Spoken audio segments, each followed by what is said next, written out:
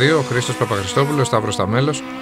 Volkswagen Golf 4 Kit Car της Cabilles Performance, ένας συνδυασμός που κινήθηκε γρήγορα όπως μας έχει συνηθίσει, υποστηριζόμενος από την εταιρεία Γερμανός, τερματίζοντας πρώτος στη γενική κατάταξη και πρώτος στην δική του κλάση, όμως στο τέλος της ημέρας, λίγο πριν το Parc Fermé, είχαν πρόβλημα με διαρροή λαδιού από το ψυγείο λαδιού, κάτι που τους επηρέασε στην αρχή της επόμενης μέρας.